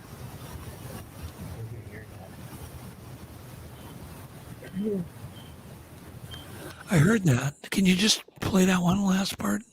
Yeah, I can play it all again.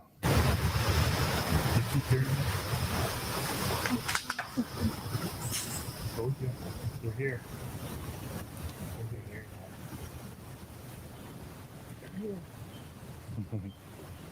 Crazy. It's a woman's voice. It says they're here. It's a little weird. So we're on the top of this mountain that day, and we have 3 of them coming in the triangle pattern. This is the way they always come in. I'm not going to tell everybody what we're doing up there because we're trying something new. I'll talk to you after the show. I'm not hiding it. As soon as it's tested and it keeps on going the way I will share it. I guarantee you I will share it. but right now it's just being tested. So we have 3 of them going. Mary's eyes are this again size. Her eyes are size of pie plates. We have something big coming up in back of us.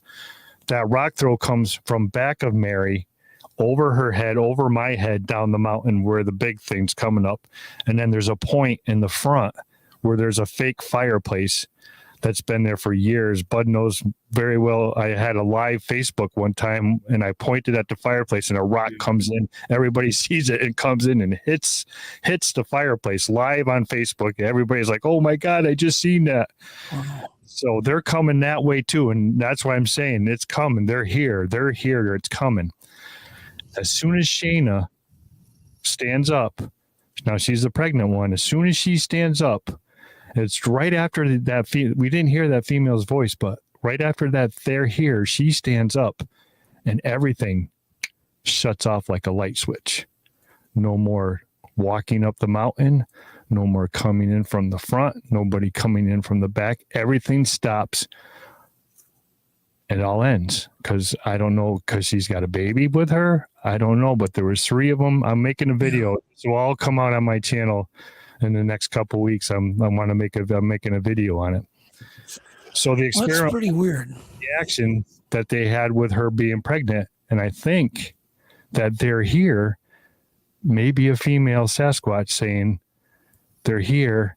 And then they see she's pregnant, and she says, that's it. Nobody goes in, everybody stops. That's the only thing I can come up with. Sure, that's a theory. Yeah, sure. It could be very far-fetched. Could be coincidence, could be anything. It could be Jen had mentioned maybe there's phenomena that's overlapping, with EVPs. Who knows? Or maybe you did hear it. Maybe you just didn't hear it. Right. And I got another one that they say, listen to this one. It's crazy too. This is the same day. All right.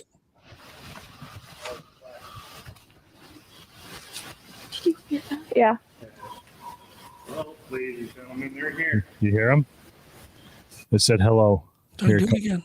Here it comes again.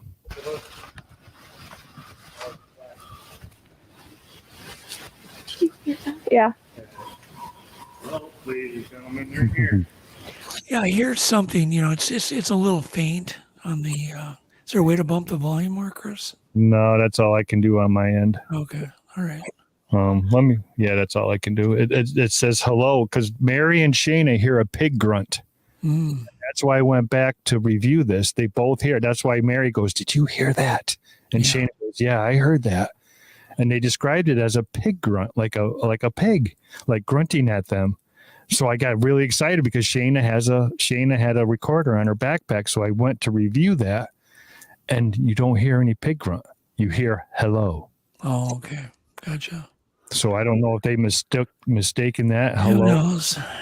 Who knows? Could you play that one more time, Chris? Yeah. This one. Yep.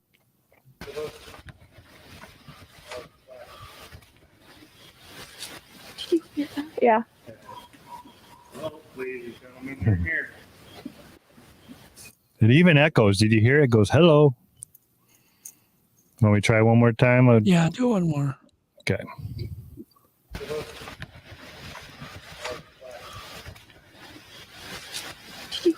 Yeah. Hello, ladies and gentlemen, they're here. Right after Shayna says, yeah, you hear, hello. Yeah, it's hard. But these are not. I haven't done anything to them. I haven't cleaned them up or anything. So I get these all the time. But wasn't the coyote leg the next morning then?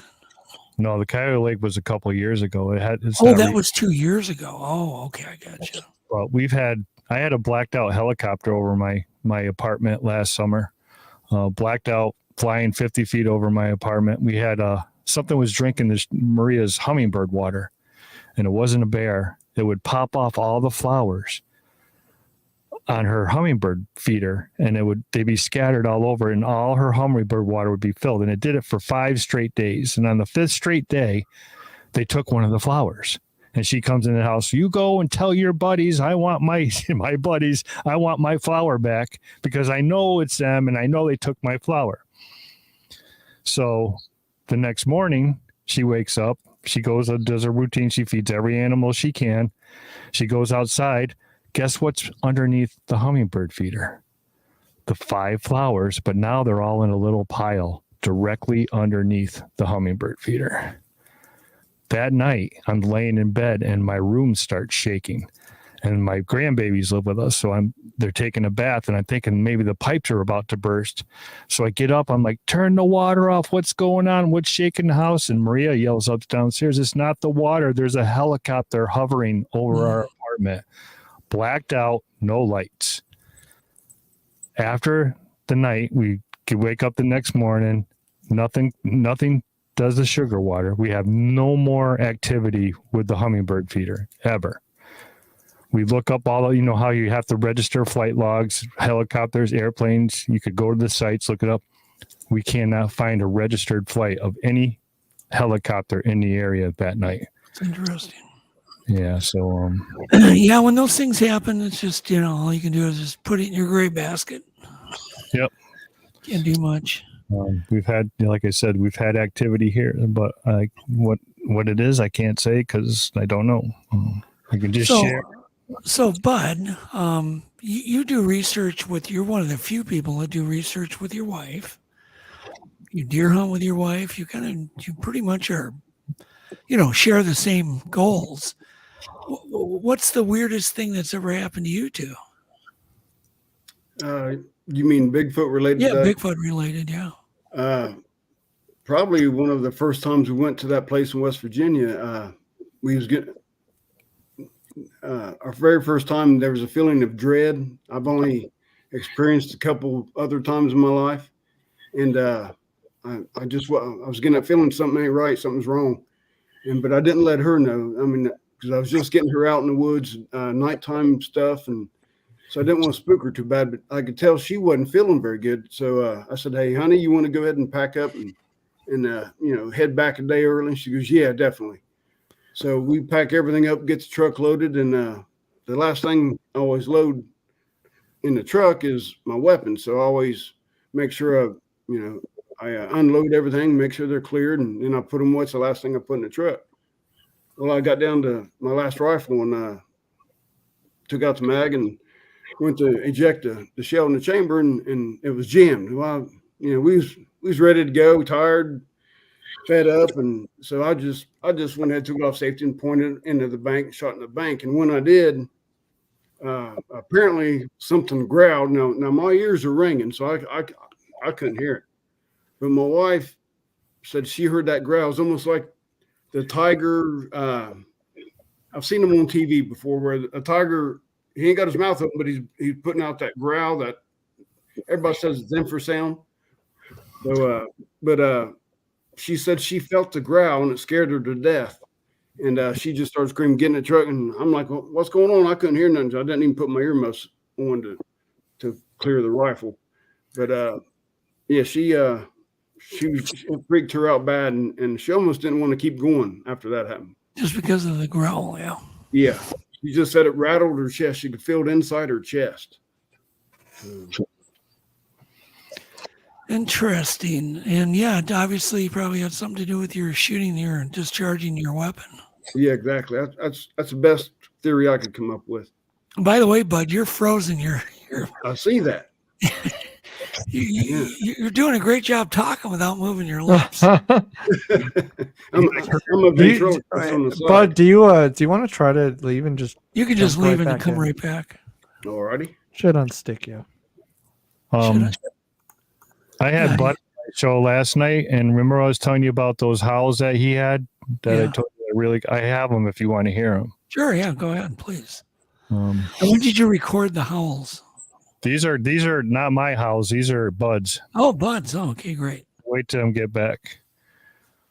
You can play them. All right. Well, now this howl, he can describe it better than I can. It triggers the coyotes, and you'll be able to tell the difference. You'll be able to hear that classic Sasquatch howl. So here's the first one.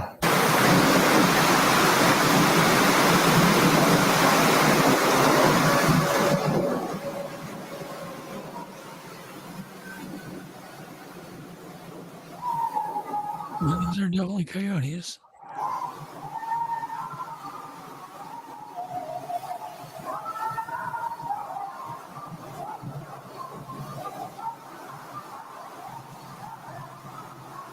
The coyotes are all hyped up. Did you hear the howl before it? No. Oh, okay. You gotta listen. Here, we'll do it again.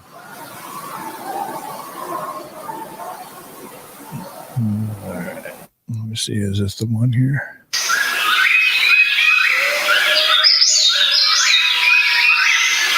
Yeah.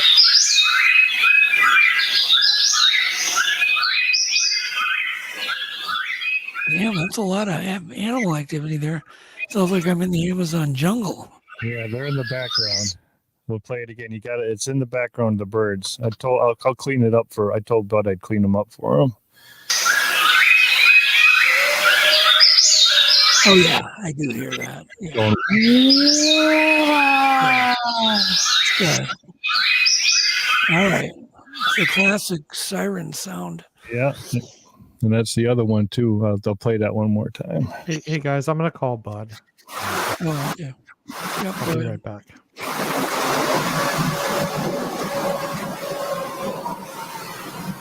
Same thing again. The siren. And then the coyotes start up.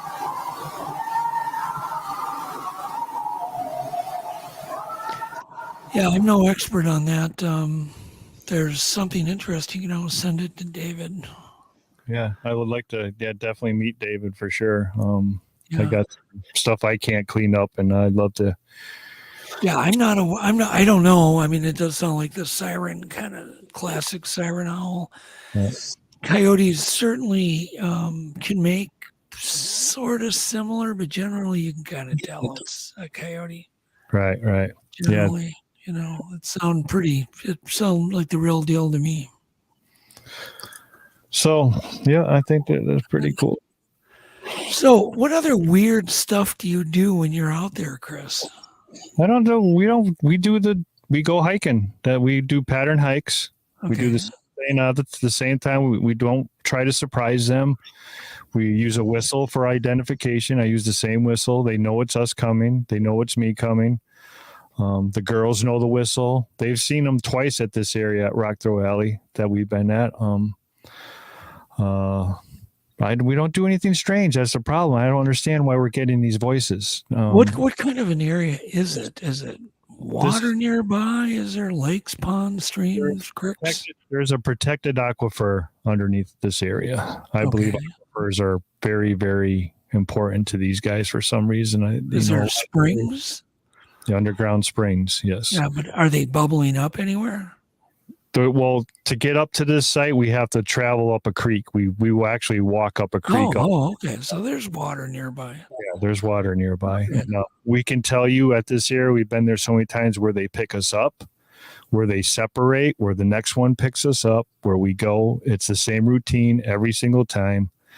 I used to have a really great area called Larry's, but the property sold, so we can't get back in there because it's private property now. So we had crazy stuff go on up there. I mean, Larry would get feathers left for him by his car door, and he has a wood stove, and he would stoke the stove. He'd come out and there'd be a raven feather there, and in his wood shed, and just crazy stuff like that. We got stones left for us there, and we used to put peanut butter jars on rocks, and then we would put a rock on top of the peanut butter. And then we would come back and the peanut butter jar would be gone and the rock would be directly underneath where the peanut butter jar was. Oh, so okay. He's back. Can you hear us, Bud? Yeah, great. All right. So Bud's back. So yeah, we had a lot of stuff. You can all see that on my channel. It's all for everybody to see that I talk about them. So what steps do you think need to be taken in Bigfoot research? I just think that people need to stop treating these guys like an animal. I think these guys are way well organized. I think they are beyond animal status. They're not. They're just too well organized. You can't stay hidden like they do unless you're not organized.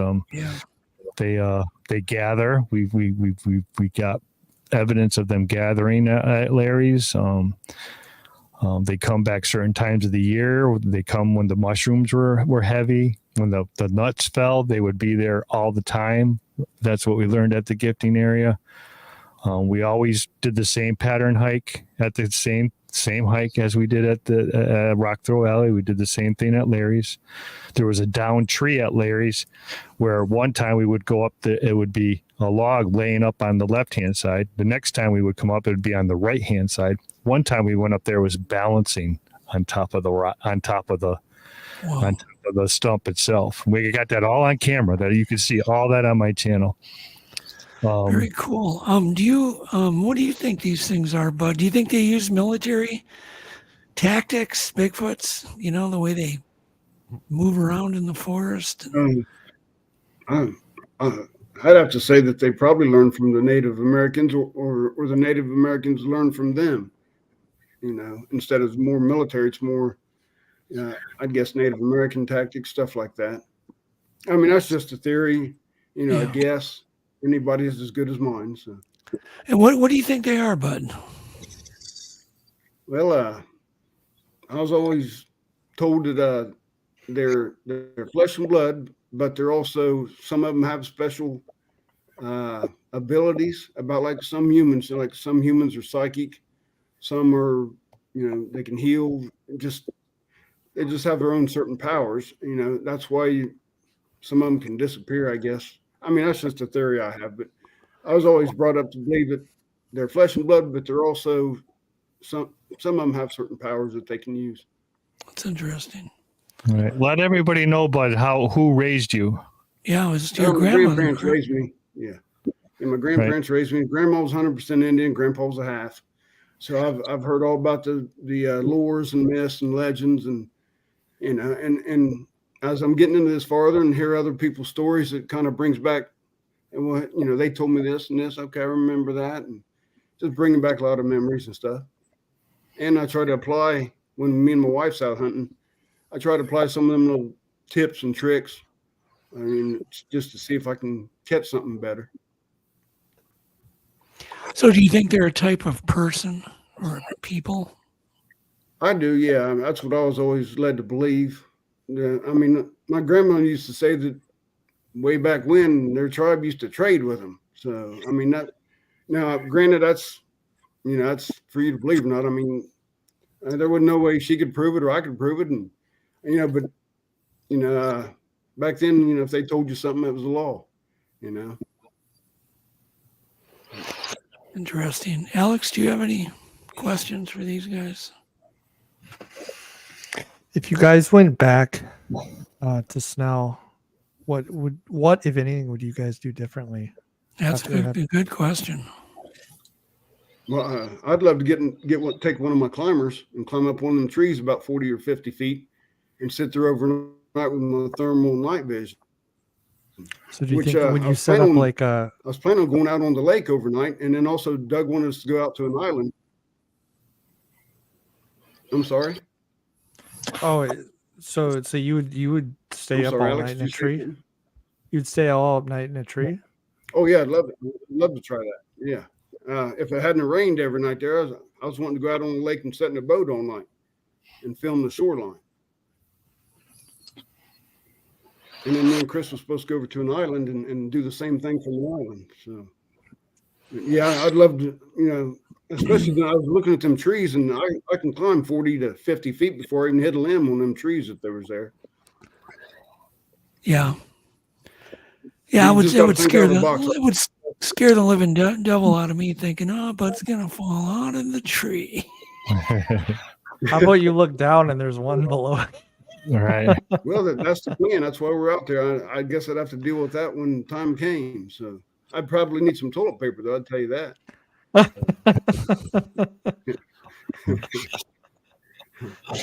Yeah, and you do wonder too that the act of climbing a tree, being in the tree, maybe you wouldn't have any activity then. You know, that's the problem. The thing is they'd probably be able to see you go up it, you know. Yeah. But I mean, you never know until you try. Yeah, no, that's true.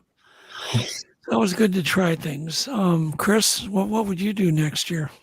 Well, I'm with Bud. I want to get out on the boats on the lake at night and, you know, cruise around with the infrared and everything. But I think that we really need to have a recorder going 24/7, because if we did, we would have caught what we had there that last day, even to the very end till we got on that plane to leave. So I'm super excited to get back there. I cannot wait to get back there. Hindsight's 2020.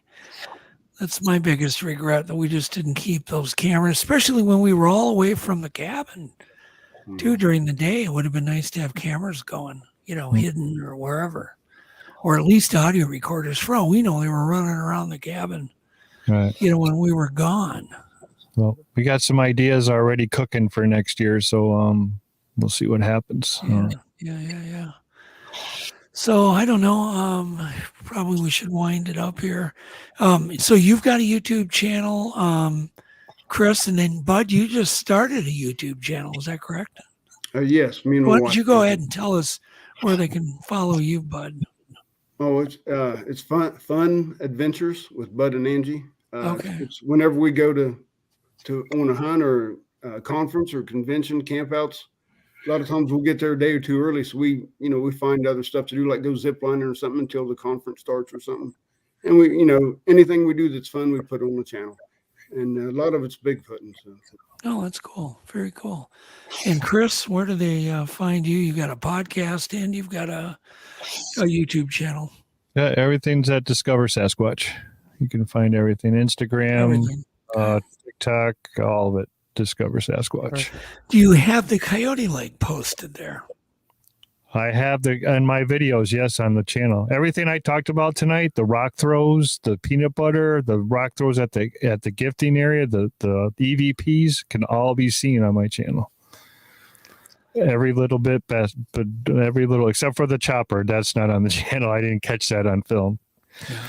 But, and then another reminder, remember the conference is the Minnesota Bigfoot Conference, October 7th. I believe it's pretty much just a one-day event. But anybody wants to hang out, I'll be up there. And I don't think Alex is going. Are you, Alex? You're not going. Blaine's going. Blaine's going. Yeah, Blaine is going up there with me. But I'll do a talk up there, and Abe Del Rio is putting it on. It's, I believe, 4th year of it, I believe. Could be more. Cool. Yeah. But yeah, it'll be cool. But thanks, everybody, for showing up tonight. And thank you, Bud. Thank you, Chris. Thanks, guys. I look forward to going to Snow Grove with you two next year. yeah. We got some stuff going on ourselves too lately. We're a little busy on the side too, right? Yeah. Yeah. We're headed down to Flat Rock's place this weekend to check his. Oh, cool. So. Yeah, you're lucky. You're retired. Yeah. You've got your wife is available. She isn't working. Yeah, she works. But she's off on weekends. So. Okay. Yeah. So every weekend's playtime. Yeah. You guys are lucky. Yeah, you're lucky. You're blessed. Well, God bless everybody here in the audience, and thank you. And thank you, Alex. Thank you, Chris. Thank you, Bud. And we'll talk later. Thank you, guys. All right, see you next week. Going up. I call you up in the middle of the night. Been bothered by dreams, ain't feeling alright. You give me comfort, say just give it some time. By the end of our talk, I'm feeling just fine.